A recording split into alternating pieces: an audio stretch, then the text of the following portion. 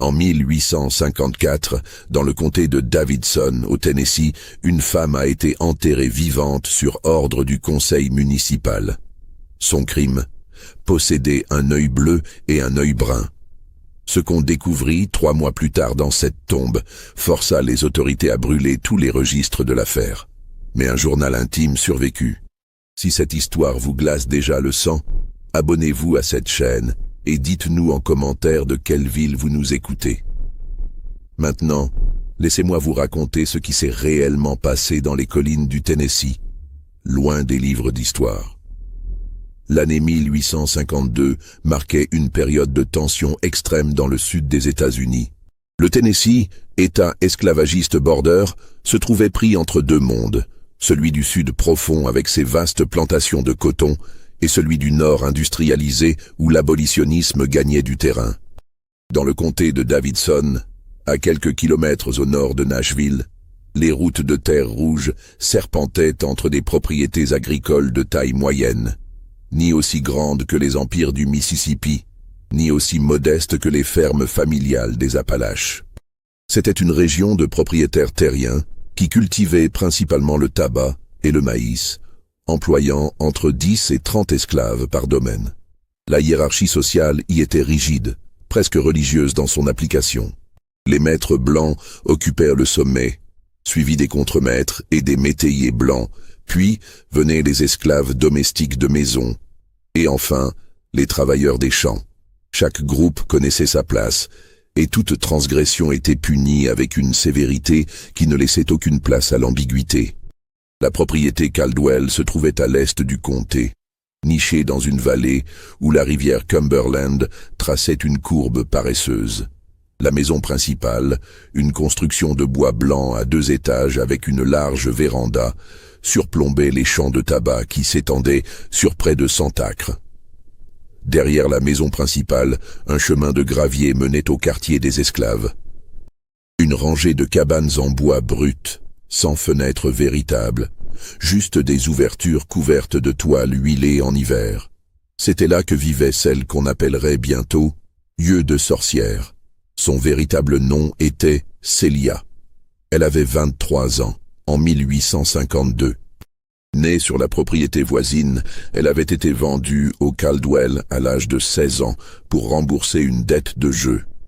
Grande, les épaules larges, la peau d'un noir profond qui contrastait violemment avec ses yeux, l'œil gauche d'un bleu glacial comme le ciel de janvier, l'œil droit d'un brun si sombre qu'il paraissait presque noir. Cette particularité, que les médecins modernes appelleraient hétérochromie, était à l'époque interprétée comme une marque du diable ou un signe de sorcellerie. Les esclaves des plantations voisines murmuraient qu'elle pouvait voir l'avenir avec son œil bleu et le passé avec son œil brun. Les enfants blancs détournaient le regard quand elle passait. Même les chiens semblaient mal à l'aise en sa présence, bien que cela fût probablement dû à la nervosité de leur maître plutôt qu'à une quelconque perception surnaturelle. Nathaniel Caldwell, le propriétaire, était un homme de 47 ans, aux tempes grisonnantes et au regard constamment plissé, comme s'il scrutait en permanence un horizon lointain. Contrairement à beaucoup de planteurs de l'époque, il ne buvait pas et ne frappait que rarement ses esclaves. Sa cruauté était plus subtile, il utilisait l'isolement, la privation de nourriture et surtout la séparation des familles comme méthode de contrôle. Sa femme, Abigail, une femme mince aux lèvres perpétuellement pincées, passait ses journées à surveiller le travail domestique avec une rigueur maniaque. Ils avaient 3 enfants, Thomas, 20 ans, qui se préparait à reprendre la propriété, Margaret, 18 ans, qui attendait un mariage arrangé avec le fils d'un juge de Nashville, et le jeune William, 12 ans, un garçon pâle et maladif qui passait ses journées à lire dans la bibliothèque familiale. Celia travaillait au champ. Son travail consistait à semer, désherber et récolter le tabac selon les saisons. Ses mains étaient calleuses, son dos constamment douloureux, mais elle ne se plaignait jamais. Parler, c'était attirer l'attention. Et attirer l'attention, avec ses yeux, c'était inviter le danger. L'incident qui déclencha toute l'affaire se produisit un mardi de mars 1852. La journée avait commencé comme les autres, avec le son de la cloche qui réveillait les esclaves avant l'aube. Le ciel était gris, lourd de nuages qui promettaient la pluie. Dans les champs, l'air sentait la terre humide et les premières pousses de tabac.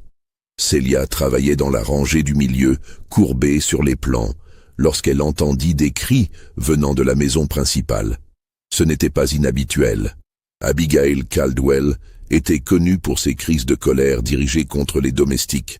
Mais cette fois, les cris étaient différents, plus aigus, plus désespérés. Margaret Caldwell, la fille de 18 ans, était étendue au pied de l'escalier principal. Son cou formait un angle impossible.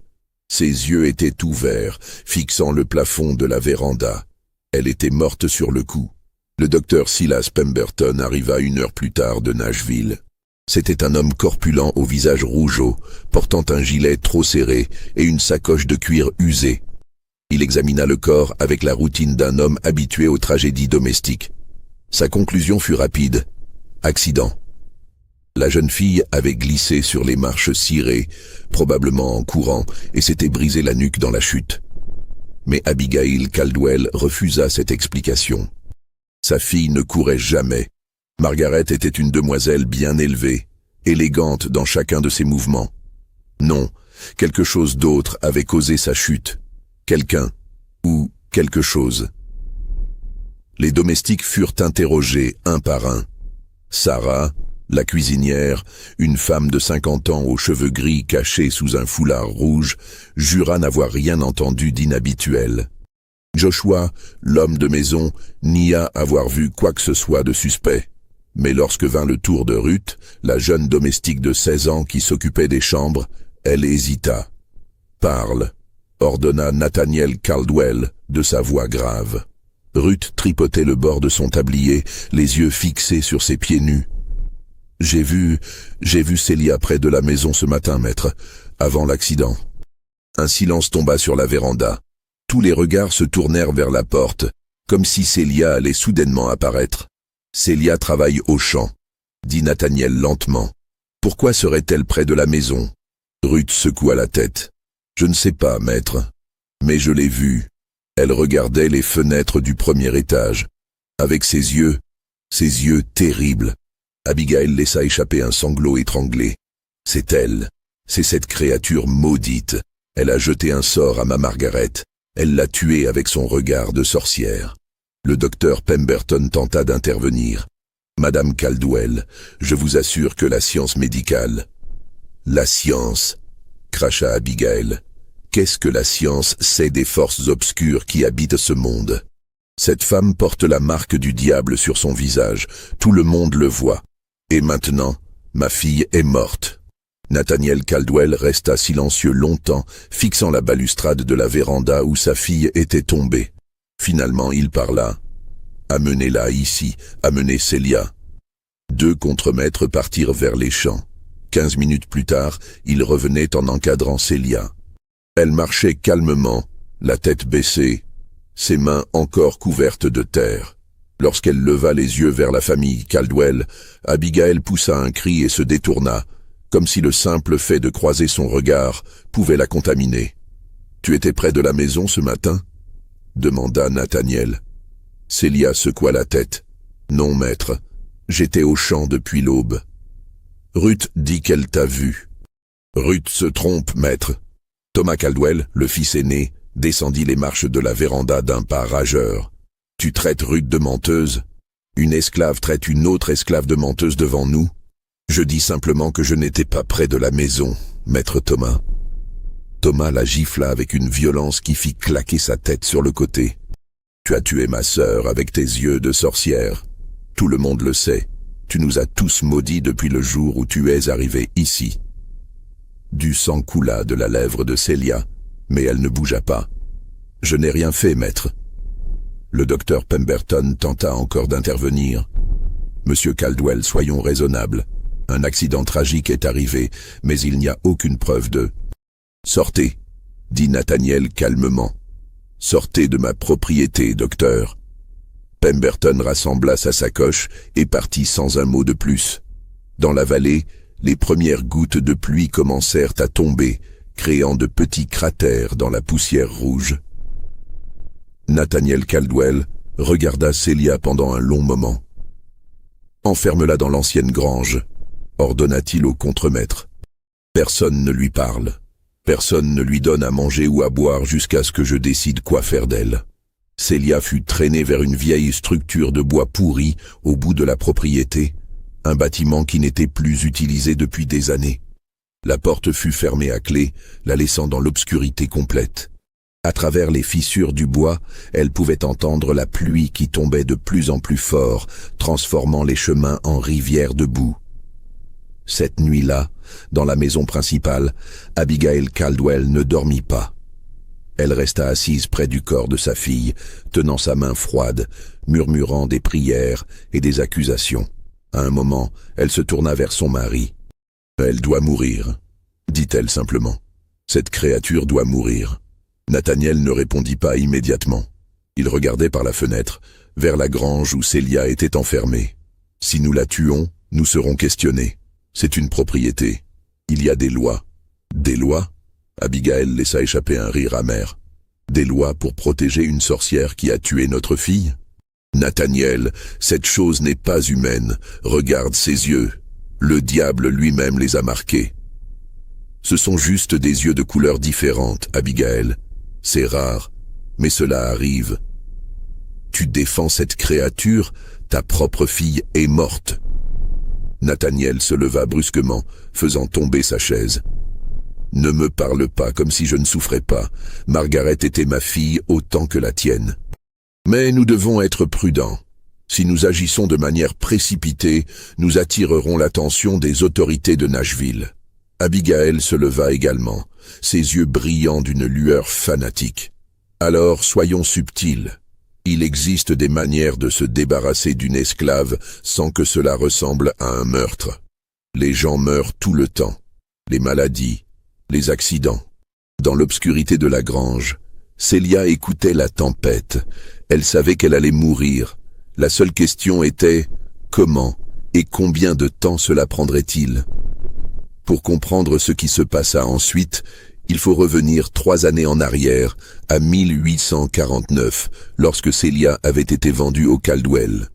La transaction avait eu lieu un après-midi de juillet sur la place du marché de Nashville. Les enchères d'esclaves se tenaient le premier lundi de chaque mois, attirant des acheteurs de tout le Tennessee et des États voisins.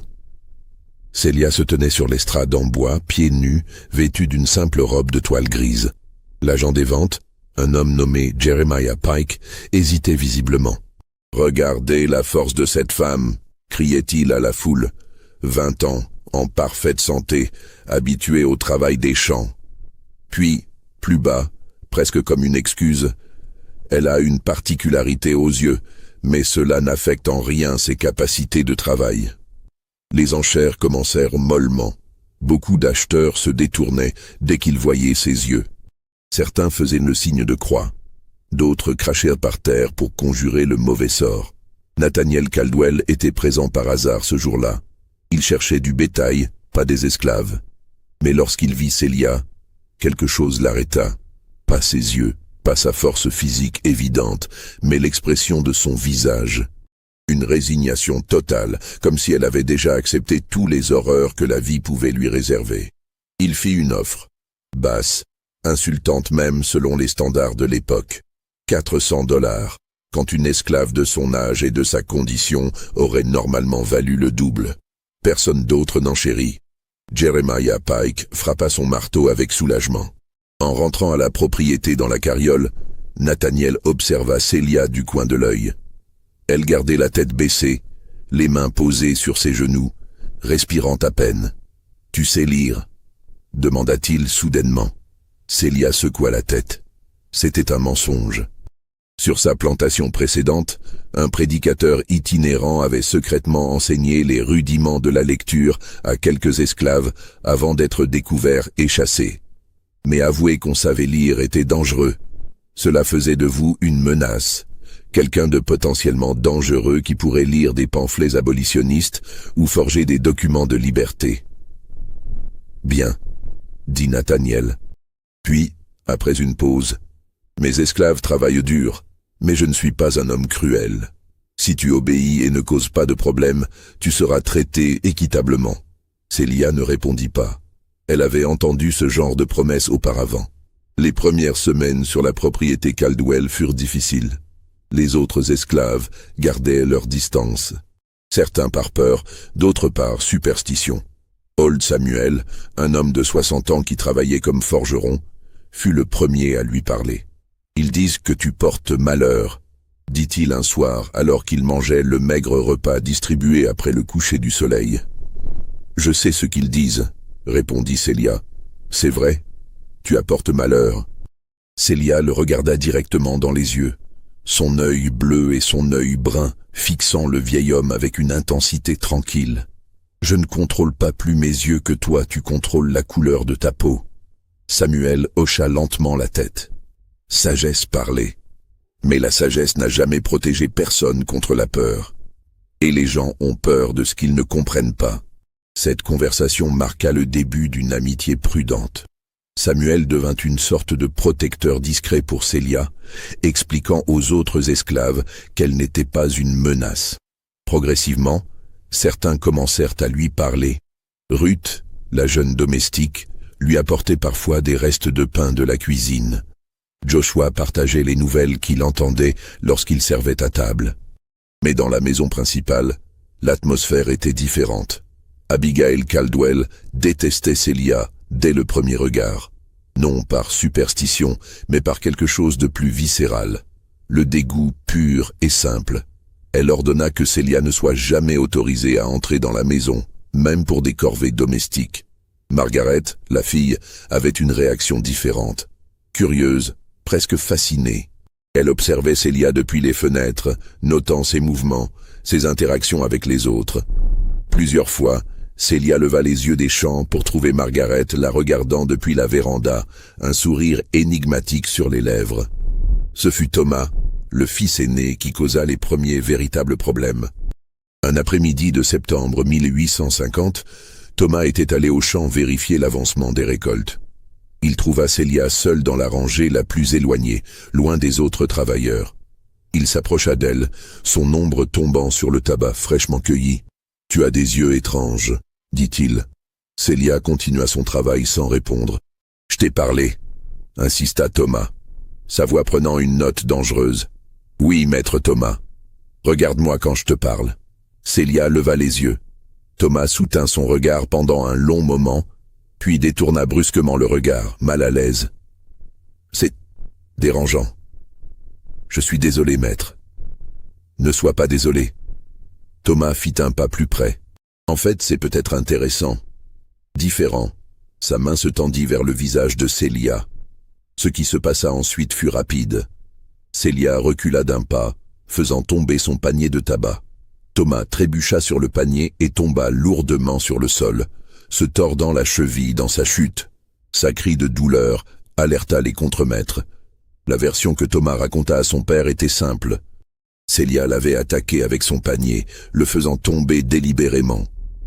Elle fut fouettée 10 fois ce soir-là, attachée au poteau près des écuries, pendant que les autres esclaves étaient forcés de regarder. Mais Old Samuel savait la vérité. Il l'avait vue de loin.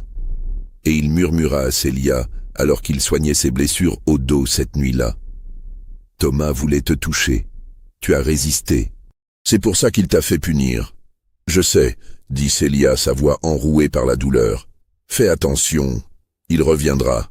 Les hommes comme lui reviennent toujours. » Samuel avait raison. Au cours des 2 années suivantes, Thomas fit plusieurs autres tentatives, toujours quand il pensait être seul avec Celia. Chaque fois, elle trouvait un moyen de s'échapper ou de s'assurer qu'il y avait des témoins. Et chaque fois, Thomas trouvait un prétexte pour la punir. Margaret observait ces interactions avec un intérêt grandissant. Elle commença à poser des questions à Ruth sur Celia. Que disait-elle? Comment se comportait-elle? Les autres esclaves lui parlaient-ils? En février 1852, 1 mois avant sa mort, Margaret fit quelque chose d'inhabituel. Elle descendit vers les quartiers des esclaves, un soir, seule, portant une lanterne. Elle trouva Celia assise devant sa cabane, raccommodant une vieille chemise à la lumière de la lune. « Tu n'as pas peur de moi ?» demanda Margaret sans préambule. Celia leva les yeux, surprise. « Devrais-je avoir peur de vous, mademoiselle Margaret ? Les autres ont peur. Même mon frère, bien qu'il ne l'admettrait jamais. » Margaret s'assit sur une bûche près de Celia, posant la lanterne entre elles. « Mais toi, tu n'es pas effrayante. Tu es juste différente. » Celia ne répondit pas, ne sachant pas où cette conversation menait. « Est-ce que tu vois des choses ?»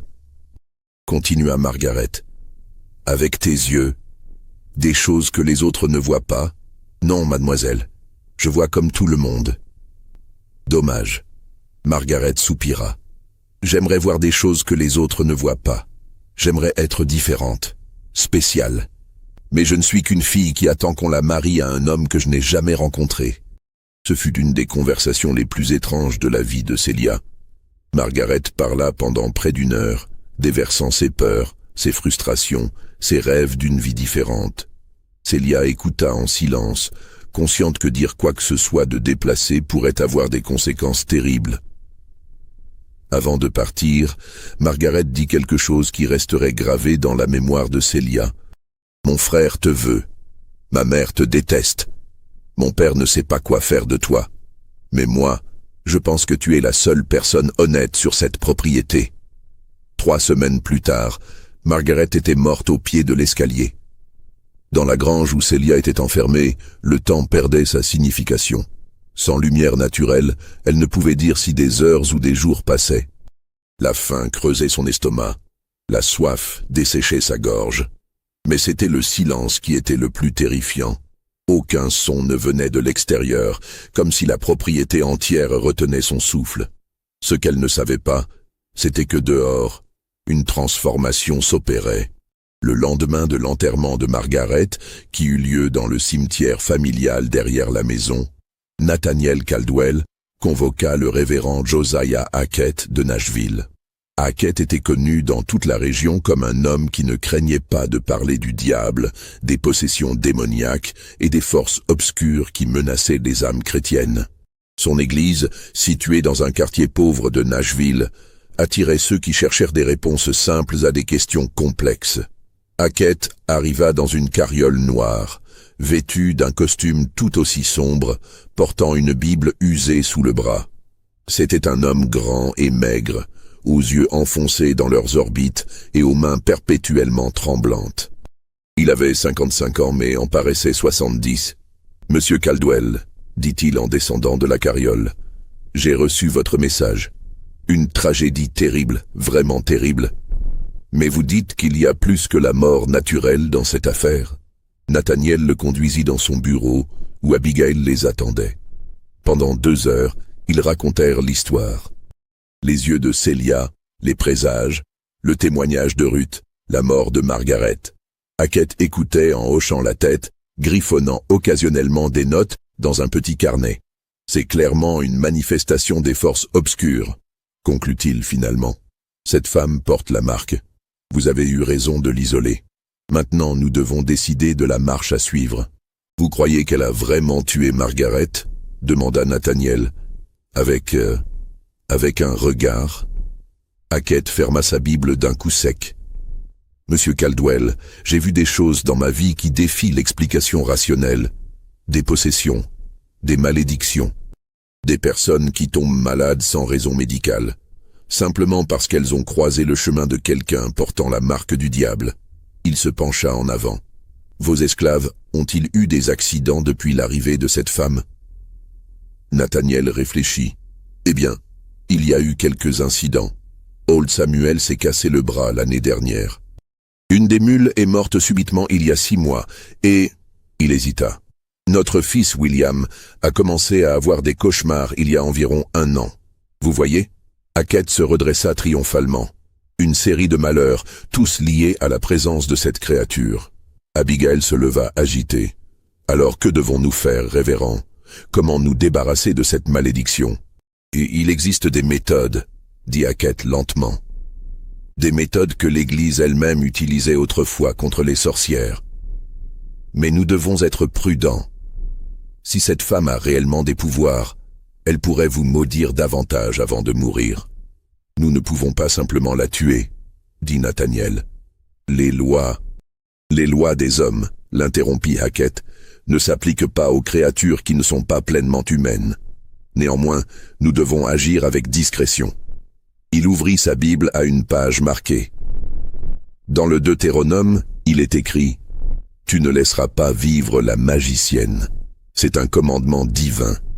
Ce soir-là, une réunion fut organisée dans le salon des Caldwell. Étaient présents Nathaniel et Abigail, le révérend Hackett, le shérif adjoint du comté, un homme nommé Cornelius Drake, et 3 propriétaires terriens voisins, Robert Henderson, William Pritchard et James Donnelly. Ces hommes formaient une sorte de conseil informel qui gérait les affaires de la communauté. Drake, le shérif adjoint, était réticent dès le début. « Écoutez, je comprends votre douleur, mais nous ne pouvons pas simplement exécuter une esclave sans procès. Il y a des procédures. » « Des procédures ?» Abigail laissa échapper un rire amer. « Cette chose a tué ma fille avec de la sorcellerie, et vous parlez de procédures ? Madame Caldwell, nous n'avons aucune preuve de sorcellerie, juste des yeux inhabituels et des coïncidences malheureuses. » Henderson, un homme corpulent aux joues rouges, intervint. « Drake, vous êtes nouveau dans la région, donc vous ne comprenez peut-être pas. Nous avons tous entendu les histoires sur cette esclave. Les gens ont peur. Si nous ne faisons rien, cela pourrait créer une panique. Les autres esclaves pourraient penser qu'ils peuvent s'en tirer avec n'importe quoi. Ce que Robert essaie de dire, ajouta Pritchard doucement, c'est que cela dépasse la question de cette esclave en particulier. C'est une question d'ordre. Si nous paraissons faibles, si nous laissons cette situation sans réponse, cela enverra un mauvais message. » Drake regarda les visages autour de lui. Il était seul dans ses objections, et il le savait. « Alors qu'est-ce que vous proposez ?» Le révérend Hackett prit la parole. « Il existe une solution qui satisfera à la fois la justice divine et la prudence légale. Nous tenons un procès, pas un vrai procès au sens juridique, mais un examen religieux. Nous déterminons si cette femme est possédée ou porte une malédiction. Si c'est le cas, nous la soumettons à un traitement approprié. »« Un traitement ?» répéta Drake suspicieusement. « Une purification par l'enterrement, » dit Hackett calmement. « C'est une pratique ancienne, utilisée pour chasser les démons. On enterre la personne possédée pendant une courte période, permettant à la terre de absorber les forces maléfiques. Si elle est innocente, elle survivra. Si elle est coupable, eh bien... » Il haussa les épaules. « Dieu rendra son jugement. » Un silence tomba sur la pièce. Même Nathaniel semblait mal à l'aise. « Vous proposez de l'enterrer vivante ?» dit finalement Drake. « Temporairement, » insista Hackett, « avec un tube pour respirer. C'est une épreuve, pas une exécution. C'est de la folie. C'est de la justice divine, » répliqua Abigail avec ferveur. « Si elle est innocente, Dieu la protégera. Si elle est coupable, elle recevra ce qu'elle mérite. » Drake se leva, dégoûté. « Je ne peux pas soutenir cela. Si vous faites cela et que quelqu'un le découvre, nous serons tous impliqués. »« Personne ne le découvrira, » dit Donnelly, parlant pour la première fois. « Qui va poser des questions sur une esclave? Qui se soucie de ce qui arrive aux esclaves? Les abolitionnistes se soucient. Les journaux du Nord se soucient. Nous vivons une époque dangereuse, messieurs. Ce genre d'incident pourrait être exploité par ceux qui veulent détruire notre mode de vie. » Nathaniel leva une main. « Drake a raison sur un point. Nous devons être extrêmement prudents. Si nous procédons, cela doit rester entre nous. Personne d'autre ne peut savoir, pas même les autres esclaves. Nous disons simplement qu'elle s'est échappée. »« Et son corps ?» demanda Drake. « Quand elle meurt, que faites-vous du corps ? » ?»« Elle ne mourra pas, » dit Hackett avec assurance, « si elle est innocente. Et si elle meurt parce qu'elle est coupable, alors nous l'enterrons discrètement sur la propriété, loin de tout, un accident, une fuite qui a mal tourné. Nathaniel regarda chaque homme dans les yeux. « Êtes-vous avec moi ?» Un par un, ils acquiescèrent. Même Drake, finalement, hocha la tête avec réticence. « Que Dieu nous pardonne » murmura-t-il. Le plan fut mis en place pour la nuit suivante. Dans la grange, Célia entendit la porte s'ouvrir pour la première fois en 3 jours. La lumière soudaine lui fit mal aux yeux. 3 silhouettes se découpaient dans l'embrasure. « Debout !» ordonna une voix qu'elle reconnut comme celle de Nathaniel Caldwell. Célia se leva péniblement, ses jambes engourdies, sa tête tournant de faim et de déshydratation.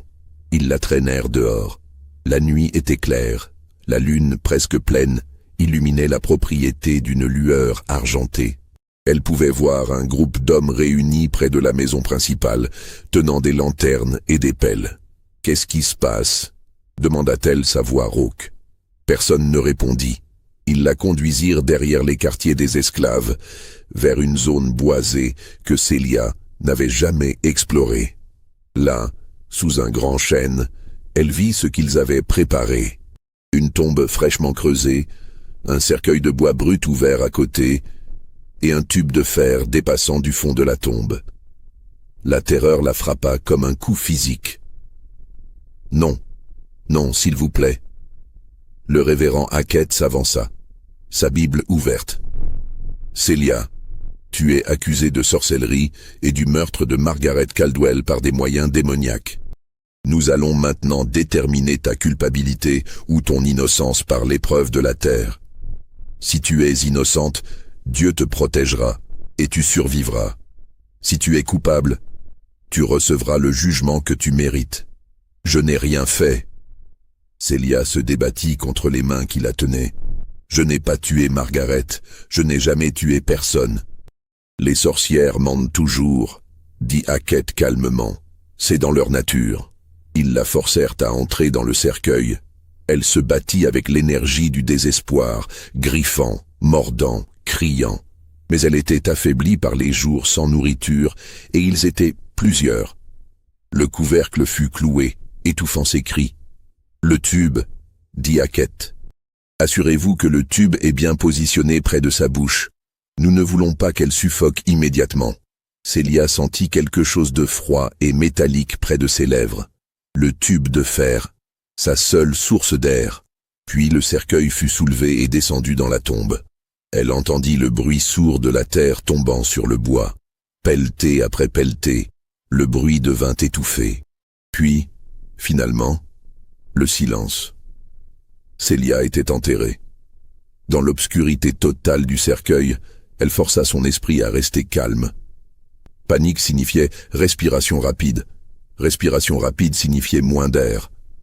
Elle devait respirer lentement, régulièrement, à travers le tube étroit. Au-dessus, elle pouvait entendre des voix étouffées. Combien de temps? C'était la voix de Nathaniel.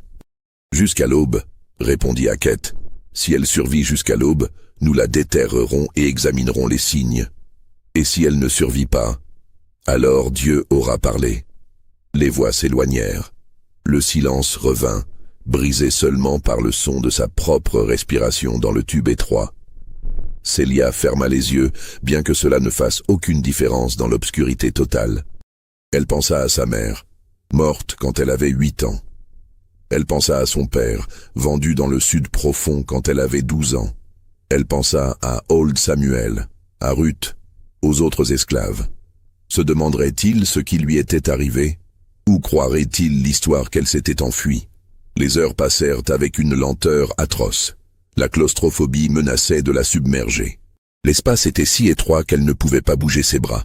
Ses jambes étaient pliées dans une position inconfortable. Son dos commençait à se cramponner douloureusement.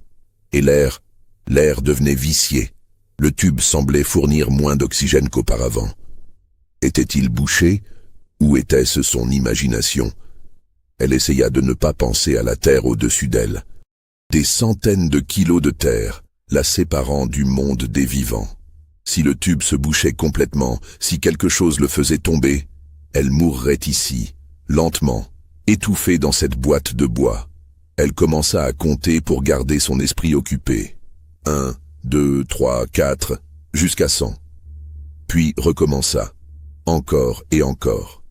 Quelque part autour du 300e cycle de comptage, elle entendit quelque chose, un bruit de grattement. Au-dessus, quelqu'un creusait. Son cœur s'accéléra. Était-ce l'aube? Venait-il la déterrer? Ou était-ce quelque chose d'autre? Le grattement continua, irrégulier, comme si quelqu'un creusait rapidement mais maladroitement. Puis, soudain, un choc contre le cercueil. Une voix étouffée, urgente. « Célia, tu m'entends ?» C'était une voix jeune, masculine, mais pas Thomas. « Célia, je vais essayer de te sortir de là. Ne panique pas. » Le bruit de bois qui se fend. Quelqu'un forçait le couvercle du cercueil. Puis enfin, un coin du couvercle se souleva légèrement, laissant entrer un filet d'air frais et l'odeur de terre humide. « Attends, il y a trop de terre. Je dois enlever plus de terre. » Le couvercle se referma. Le grattement reprit, plus frénétique maintenant. Célia attendit, n'osant pas espérer. Qui était-ce? Qui prenait le risque de la déterrer? Finalement, après ce qui sembla une éternité, le couvercle fut arraché complètement. Des mains l'agrippèrent, la tirant hors du cercueil. Elle émergea dans la nuit, haletante, ses yeux peinant à s'ajuster à la lumière de la lune. La personne qui l'avait sauvée était William Caldwell, le plus jeune fils, le garçon de 12 ans qu'elle avait à peine remarqué. Pourquoi? Fut tout ce qu'elle put dire. William, couvert de terre, ses mains en sang à force de creuser, la regarda avec des yeux remplis de larmes. « Parce que ce qu'ils t'ont fait est mal. Parce que Margaret ne voulait pas que tu meures. »« Quoi? Ma sœur ?» William s'essuya le visage, laissant des traînées de boue. « J'ai entendu une conversation entre elle et Ruth 2 jours avant sa mort. Margaret disait que si quelque chose lui arrivait, les gens blâmeraient probablement toi à cause de tes yeux. Elle disait que c'était injuste. » Célia se mit debout avec difficulté. « Tu dois retourner à la maison avant qu'il ne remarque ton absence. Et toi? Je vais fuir. C'est ma seule chance. » William fouilla dans sa poche et en sortit un petit sac de toile. « J'ai pris de l'argent dans le bureau de mon père. Ce n'est pas beaucoup, mais cela pourrait t'aider. Et voici une carte. » Il déplia un morceau de papier. « Il y a une ferme à environ 30 km au nord, dirigée par des Quakers. Ils aident les esclaves en fuite. Si tu peux y arriver... » Célia prit l'argent et la carte, son esprit tourbillonnant. « Pourquoi fais-tu cela? » « Parce que Margaret avait raison. Tu es la seule personne honnête sur cette propriété. » William se retourna pour partir, puis s'arrêta. « Célia, Margaret n'est pas tombée dans les escaliers. » Le sang de Célia se glaça. « Quoi? » « Je les ai vus, Thomas et Margaret. Ils se disputaient ce matin-là, en haut des escaliers. Thomas était en colère à propos de quelque chose. Il a poussé Margaret. Ce n'était pas intentionnel, je pense, mais il l'a poussée. » Les larmes coulaient librement sur le visage de William maintenant. « J'étais dans ma chambre. J'ai vu à travers la porte entr'ouverte. Et je n'ai rien dit, parce que j'avais peur. » Avant que Célia ne puisse répondre, William courut vers la maison, disparaissant dans l'obscurité. Célia resta immobile pendant un long moment, essayant de comprendre ce qu'elle venait d'entendre. Thomas avait tué Margaret. Pas intentionnellement peut-être, mais il l'avait tuée quand même. Et William avait gardé le secret. Elle regarda la tombe ouverte, le cercueil vide. Dans quelques heures, il viendrait vérifier son état. Il trouverait la tombe profanée et se lancerait immédiatement à sa poursuite. Elle devait partir. Maintenant. Célia se mit à courir à travers les bois, guidée seulement par la lumière de la lune et la carte que William lui avait donnée. Ses pieds nus saignaient sur les pierres et les racines. Son corps entier hurlait de douleur après les heures passées dans le cercueil. Mais elle continuait. Derrière elle, dans la maison Caldwell, William se glissa dans son lit, le cœur battant, priant pour que personne ne remarque son absence ou la terre sous ses ongles. L'aube arriva froide et grise. Le révérend Hackett fut le premier à atteindre la tombe, accompagné de Nathaniel Caldwell et du shérif adjoint Drake. Ce qu'ils trouvèrent les figea sur place. La tombe était ouverte. La terre avait été grossièrement pelletée sur les côtés. Le cercueil était vide, son couvercle arraché et jeté à quelques mètres. « Nom de Dieu !» murmura Drake. Hackett s'agenouilla près de la tombe, examinant la scène avec des yeux fébriles. Elle s'est échappée. La sorcière s'est échappée. Comment est-ce possible? Nathaniel regardait fixement le cercueil vide. Nous l'avons enterré sous 2 mètres de terre. Les pouvoirs démoniaques, dit Hackett avec une certitude effrayante. Elle a invoqué des forces obscures pour se libérer. Cela prouve sa culpabilité au-delà de tout doute. Drake s'accroupit, examinant la terre déplacée. Révérend, avec tout le respect que je vous dois, quelqu'un l'a déterré. Regardez, la terre a été creusée depuis le dessus, pas poussée depuis le dessous, et il y a des empreintes de pas. Nathaniel s'approcha pour voir. Effectivement, il y avait des empreintes dans la terre molle. Petites. Trop petites pour être celles d'un homme adulte. « Qui ?» demanda-t-il. « Qui aurait pu faire cela ?» Drake secoua la tête. « Un des autres esclaves, peut-être. Quelqu'un qui voulait l'aider ? Impossible. » Nathaniel réfléchissait rapidement. « J'ai posté des gardes toute la nuit. Personne des quartiers des esclaves ne pouvait venir ici sans être vu. » Un silence terrible tomba, tandis que la réalisation s'imposait. « William !» dit Nathaniel doucement. Il courut vers la maison, Drake et Hackett sur ses talons. Ils trouvèrent William dans sa chambre, feignant le sommeil. Mais la terre sous ses ongles et sur ses vêtements cachés sous le lit le trahirent. Nathaniel tira son fils du lit brutalement. « Qu'as-tu fait ?» William, terrifié mais déterminé, leva le menton. « J'ai fait ce qui était juste. » « Ce qui était juste ?» La voix de Nathaniel monta dangereusement. « Tu as libéré une meurtrière. Une sorcière qui a tué ta sœur. Elle n'a pas tué Margaret. » Les mots explosèrent hors de William avant qu'il ne puisse les retenir. « Thomas l'a tuée. » Le silence qui suivit était si complet que le tic-tac de l'horloge dans le couloir résonnait comme un battement de tambour. « Quoi ?» La voix de Nathaniel n'était plus qu'un murmure. « Je les ai vus. » Thomas et Margaret se disputaient en haut des escaliers. Il l'a poussée. Elle est tombée. William tremblait maintenant, mais continua. Thomas l'a tuée, et tout le monde a blâmé Célia à cause de ses yeux. Mais elle n'a rien fait. Nathaniel recula comme s'il avait été frappé. « Tu mens. » »« Je ne mens pas. » Les larmes coulaient sur le visage de William. Margaret avait même prédit que cela arriverait. Elle savait que les gens blâmeraient Célia. Elle disait que ce n'était pas juste. Le révérend Hackett intervint, sa voix onctueuse. « Monsieur Caldwell, le garçon est clairement troublé. Le chagrin peut faire dire des choses étranges aux enfants. La sorcière a probablement jeté un sort sur lui, lui faisant croire ses mensonges. »« Ce ne sont pas des mensonges. » William se tourna vers Drake. « Monsieur le shérif adjoint, vous devez le croire. Thomas a tué Margaret. Célia est innocente. » Drake regarda le garçon, puis Nathaniel, puis Hackett. Son visage était pâle. « Nous devons interroger Thomas. Maintenant. » Ils trouvèrent Thomas dans la salle à manger, prenant son petit déjeuner. Quand il vit l'expression sur leur visage, sa fourchette resta suspendue à mi-chemin vers sa bouche. « Thomas, » dit Nathaniel lentement. « Dis-moi ce qui s'est réellement passé le matin où Margaret est morte. » Thomas posa sa fourchette, son visage devenant prudent. « Elle est tombée dans les escaliers, nous le savons tous. William dit qu'il vous a vu vous disputer. » Un muscle se contracta sur la joue de Thomas. « William est un enfant avec une imagination débordante. William dit que tu l'as poussé. C'est ridicule. » Drake s'avança. « Jeune homme, si vous mentez, c'est un crime grave. » Thomas se leva brusquement, sa chaise tombant en arrière. « Je n'ai pas à répondre à ces accusations absurdes. Margaret est tombée.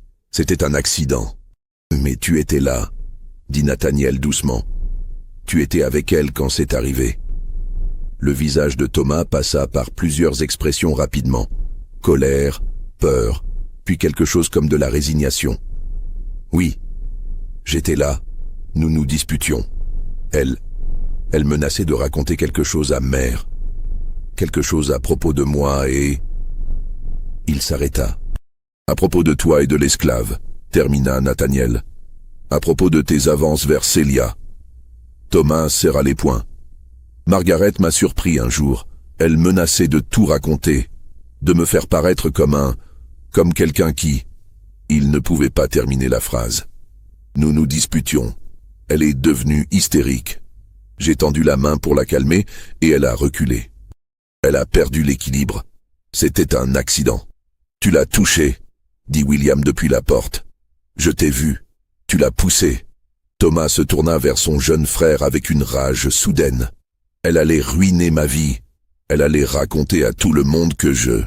Il s'arrêta, réalisant ce qu'il avait dit. Drake prit son carnet. Thomas Caldwell, vous venez d'admettre avoir causé la mort de votre sœur. C'était un accident. Un accident que vous avez ensuite dissimulé en laissant blâmer une esclave innocente. Une esclave que vous avez ensuite essayé de faire enterrer vivante. Drake secoua la tête. Monsieur Caldwell, votre fils doit être arrêté. Nathaniel resta immobile, son visage vidé de toute couleur. Mon fils est un meurtrier. Ce n'était pas un meurtre, insista Thomas désespérément. C'était un accident.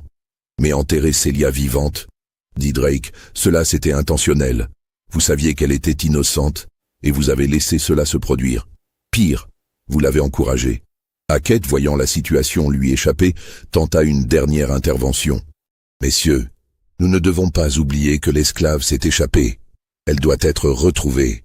Les accusations du garçon ne changent pas le fait qu'une esclave fugitive représente un danger. Le seul danger ici, dit Drake froidement, est l'injustice que nous avons presque perpétrée. Thomas Caldwell sera emmené à Nashville pour faire face aux accusations.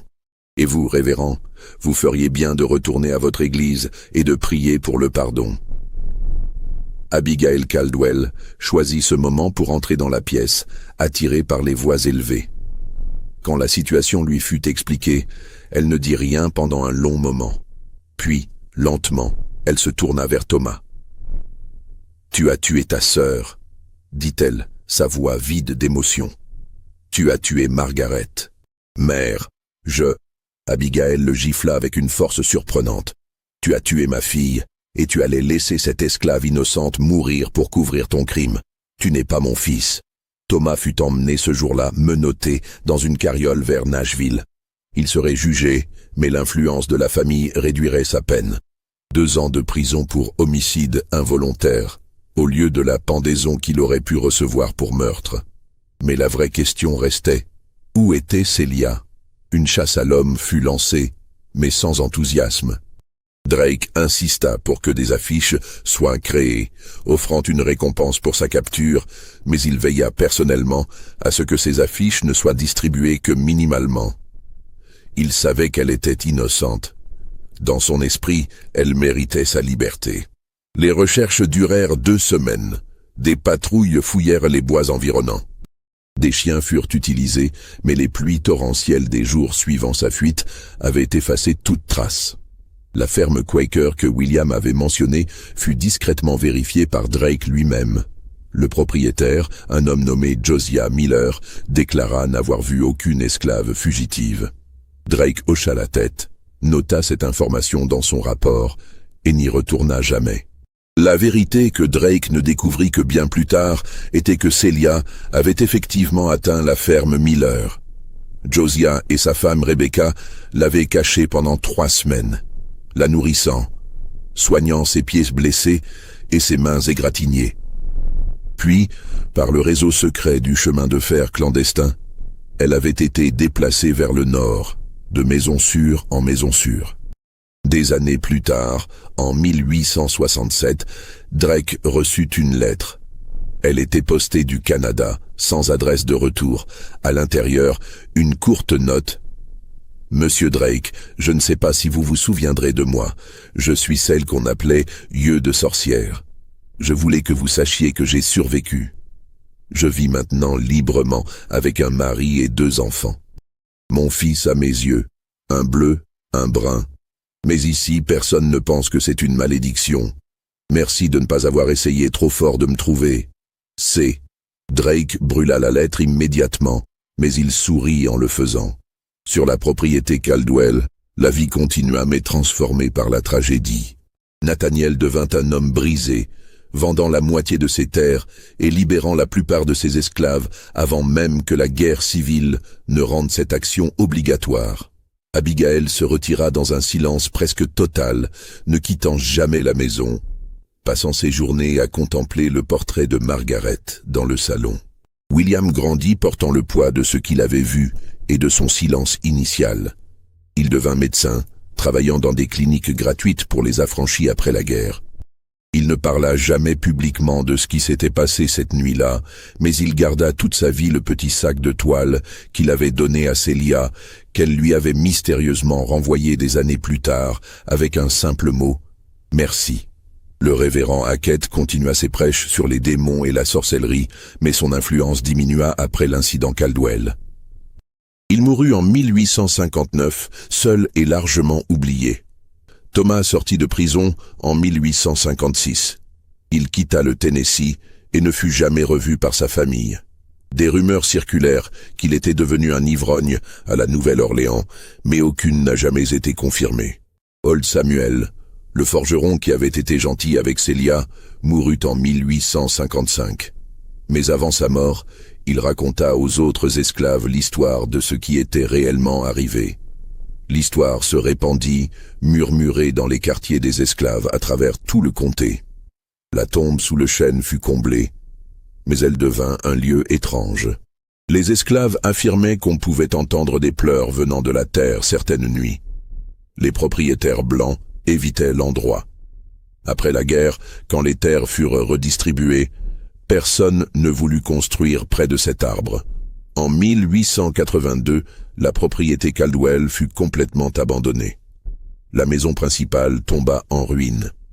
Les quartiers des esclaves s'effondrèrent. Seul le chêne près de la tombe restait, massif et immuable. Un dernier mystère persista. En 1854, 2 mois après la fuite de Célia, Nathaniel Caldwell reçut un paquet. À l'intérieur, un journal intime. Le journal de Margaret. Les dernières entrées, datées des jours précédant sa mort, révélaient une vérité que personne n'avait imaginée. Margaret avait découvert non seulement que Thomas harcelait Célia, mais aussi qu'il avait délibérément saboté le travail d'autres esclaves pour les faire punir. Plus troublant encore, elle avait trouvé des preuves que Thomas avait empoisonné une des mules de la propriété après que l'animal l'ait désarçonné, lui causant de l'embarras devant les voisins. Thomas est dangereux, écrivait Margaret. Il n'a aucune conscience, aucune empathie. Je dois dire quelque chose, mais j'ai peur. Il est mon frère, mais quand je regarde dans ses yeux, je vois quelque chose de vide et de froid. S'il découvre que je sais, que fera-t-il? La dernière entrée, écrite la veille de sa mort, j'ai décidé. Demain matin, je dirai tout à père et mère. Thomas doit être arrêté avant qu'il ne fasse quelque chose de pire. Et j'insisterai pour que Célia soit traitée avec justice. Cette pauvre femme a été blâmée pour trop de choses qui n'étaient pas sa faute. Ses yeux ne sont qu'une particularité de naissance. La vraie malédiction sur cette propriété n'est pas Célia, c'est nous, avec nos secrets et nos cruautés. Si quelque chose m'arrive, j'espère que quelqu'un lira ceci et saura la vérité. Nathaniel lut le journal 3 fois. Puis il le cacha dans son bureau, où il resta jusqu'à sa mort en 1868. William le trouva en triant les affaires de son père. Il le lut une seule fois, puis le brûla. Mais avant de le détruire, William copia une page, la dernière entrée de Margaret. Il la garda dans sa poche pendant le reste de sa vie, un rappel constant de l'injustice qu'ils avaient failli perpétrer et du courage qu'il avait fallu pour y mettre fin. En 1890, un journaliste d'un périodique de Nashville entendit parler de l'histoire à travers des rumeurs persistantes. Il se rendit dans le comté de Davidson pour enquêter. Il trouva la propriété Caldwell en ruine. Il interrogea d'anciens esclaves, maintenant des hommes et femmes libres. Ils racontèrent l'histoire de yeux de sorcières, mais chacun en donnait une version légèrement différente. Certains disaient qu'elle avait été enterrée vivante et avait creusé sa sortie avec ses mains nues. D'autres disaient qu'un ange était descendu pour la sauver. D'autres encore prétendaient qu'elle avait disparu de la tombe sans laisser de traces, prouvant qu'elle avait effectivement des pouvoirs magiques. Le journaliste essaya de retrouver des documents officiels. Mais curieusement, tous les registres concernant l'incident avaient disparu. Les dossiers du shérif du comté pour 1852 avaient été accidentellement détruits dans un incendie en 1858. Les archives de l'église étaient également incomplètes pour cette période. Il interrogea William Caldwell, maintenant un médecin respecté de 60 ans. William refusa de commenter, disant seulement « Certaines histoires sont mieux oubliées, certaines injustices sont trop douloureuses à déterrer ». Le journaliste publia finalement un article intitulé « Le mystère de l'esclave aux yeux de sorcière », mais sans documents officiels, sans témoins directs voulant parler ouvertement. L'article fut largement considéré comme une légende locale, une histoire de fantôme du vieux Sud. Voilà l'histoire de celle qu'on appelait « yeux de sorcière ». Une femme condamnée pour une particularité de naissance, presque assassinée pour un crime qu'elle n'avait pas commis, sauvée par le courage improbable d'un enfant de 12 ans. Est-ce que tout cela est vraiment arrivé? Les documents ont été détruits, les témoins sont morts depuis longtemps. Mais quelque part au Canada, peut-être, vivent des descendants d'une femme nommée Celia, portant dans leur gène cette étrange particularité. Des yeux de couleurs différentes. Qu'en pensez-vous? Croyez-vous que cette histoire est vraie? Dites-le nous en commentaire. Et si cette histoire vous a bouleversé, abonnez-vous à cette chaîne et partagez-la avec ceux qui aiment les mystères sombres de notre histoire.